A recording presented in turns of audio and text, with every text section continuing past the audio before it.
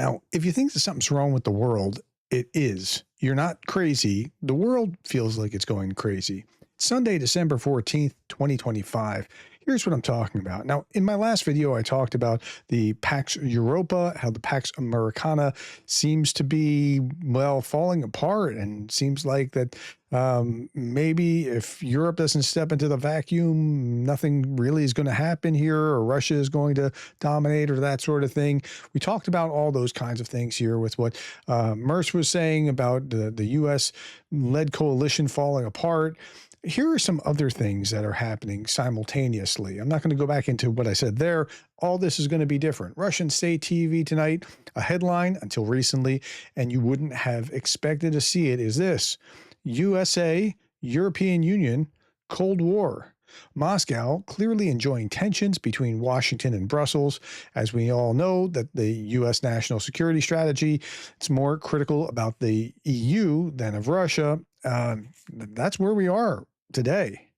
Now, with that, here we see this, Margarita Simonyan talking about how, well, there's a quote here about the Bart De Wever. He is the prime minister in Belgium. There is talk about a reparations loan to finance Ukraine. Says, I'm skeptical about a loan. I'm not going to lie. And he said other things along the lines of, like, you know, Russia may very well win. We want to have the risks spread out so that it's not just focused in one place. And that's because Belgium holds most of those loans. Margarita Simonyan says, fitting that the fate of Europe rests on the Belgian prime minister most Europeans wouldn't recognize in the street. And by fate of Europe, I mean fate of the EU. We are obviously winning either way. Well, okay, so that's where Simonyan is. And then we have the Hungarian Prime Minister, Viktor Orban, warning that if the EU confiscates and transfers frozen Russian assets to Ukraine, it would be tantamount to a declaration of war on Russia. That's some of the strongest language that I've seen yet about that sort of thing. And it's coming from Orban rather than, say, Lavrov. In his statement, he claims that bypassing Hungary and violating European law to seize 200 to 300 billion in assets would trigger Russian retaliation, a scenario that he argues never happens without a response. So that's Orban essentially doing Putin's heavy lifting for him, even though the Russians have stolen the assets from Europe, from like planes and things along those lines that were left in Russia when the war kicked off, and they didn't bat an eye about that sort of thing. So it's kind of an interesting thing. I'm not pro this. I think that it's a dangerous precedent. What they would have to do is work around, have a majority vote as opposed to a full vote in the EU in order to work around Orban. But Orban's got his problems, worked out for him. What you see in this image are people that are protesting in Hungary. Massive protests in Budapest, Hungary, overnight after it was revealed that the Orban government hid an official report on crimes against children while in state care. And so there's massive protests. Here, protesters in Budapest chant "resign" at a demonstration led by opposition leader Peter Magyar, who is currently leading the polls by a large margin. Backed by Musk and Putin and Trump, it's likely that the incumbent Orban has no intention of leaving, no matter the election results. I think he's underwater in the polls by a wide margin. That's just where he is at this time. Okay. That's enough with that part of Europe and what's going on with Ukraine. Trump talking about we'll strike back, and he's not talking about Russia, and he's not talking about Venezuela. In Syria, an ISIS militant killed 2 U.S. service members and 1 civilian. 3 more soldiers were wounded, the Pentagon said.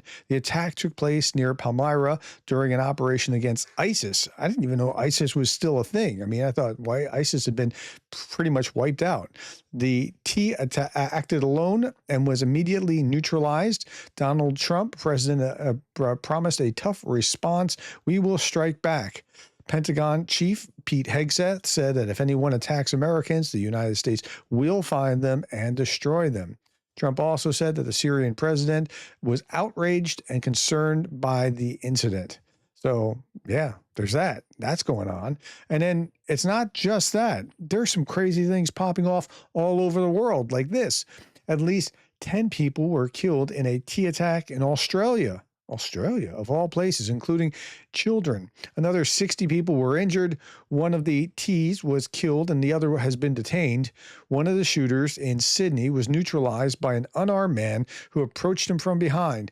Over the last year, Australia has recorded 1,654 anti-Semitic comments. It seems like anti-Semitism is seriously on the rise, especially in questioning the Holocaust or saying that like Hitler was a great guy or that sort of thing. Authorities recently reported that an Iranian cell was behind arson attacks on synagogues and Jewish-owned businesses. So that's happening. I can't show you the images here, but I'm going to show you a little bit about this. Based on the available footage, this is a quick map of the shooting that took place this evening at Bondi Beach. This was that shooting targeting Jews, particularly. Blue dots show the location of the unresponsive civilian casualties.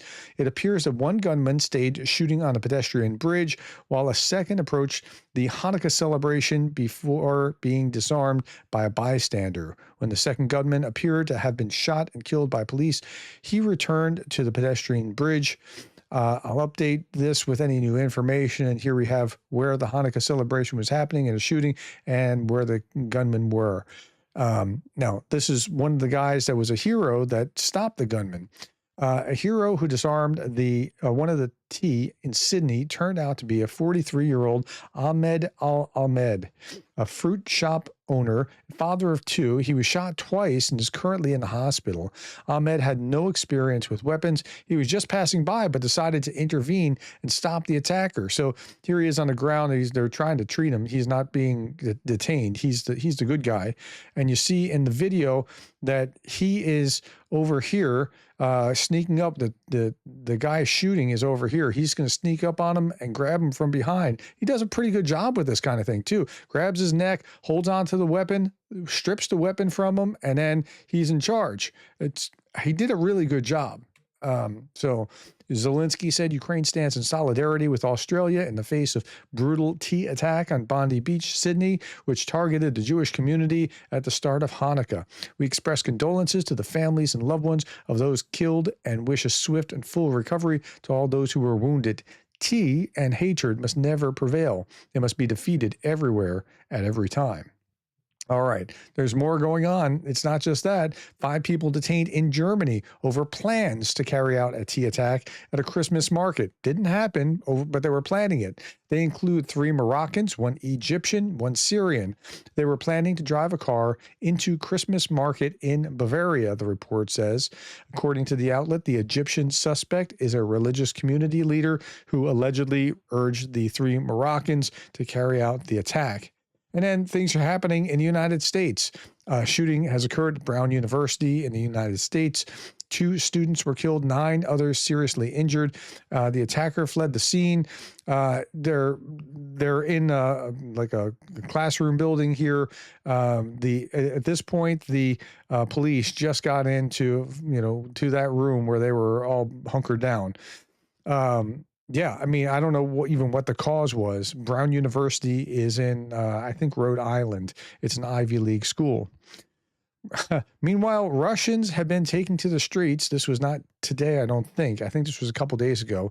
But not because of the war in which Russian troops are killing civilians of a neighboring country. Instead, they're protesting the blocking of the gaming platform Roblox. Despite the fact that the rally was approved by the authorities and monitored by the police, several people were still detained because they were protesting about Roblox. If you don't know what Roblox is, it's this game where this little guy's walking around and doing things. Here we are. And how is there we are. Yeah, that's Roblox. That's what they're protesting. All right. I think this is a great summary because this is what I'm telling you this. I feel that Douglas Murray was right. Douglas Murray wrote a number of books here on democracies and death cults and the war on the West and the Strange Death of Europe. This was a really well done book. Immigration, Identity, and Islam. And The Madness of Crowds, and a number of other books. Let's listen to what he has to say just for a minute. I believe very strongly today that people in America, Europe, Britain, the rest of the West, are going to have to get serious, very fast. Mm-hmm. Because something is going to happen. I don't know what, but something is going to happen in my lifetime that is going to bring the kind of reality that the people of Israel saw on the 7th to the people of America, to the people of Europe, to the people of Britain. And we should prepare for that, and we should prepare a generation for that. Yep. And we should encourage them. They've got to break out of the thing they're in, these ignoramuses, the narcissists, the navel gazers. We've got to tell them that the age of grievance is over. Yeah, he's saying you can't be protesting about light, small, tiny little things that don't really matter. There's going to be something big coming down the pike. I think he's right. I think something big is very likely to cook off. Okay, that's all that I have. Thank you to Leonard Solars, my graduate Patreon patron. Thank you for your support. And tell me what you think about what you see here. It feels like the world is it's just on fire. I mean, it just feels like things are about to cook off somewhere, and but there's all kinds of incidents all over the world. Just things to keep our eyes on. All right. Thank you for the time, the likes, the shares, and the subscribes. And thank you for being the kind of person who cares about Ukraine.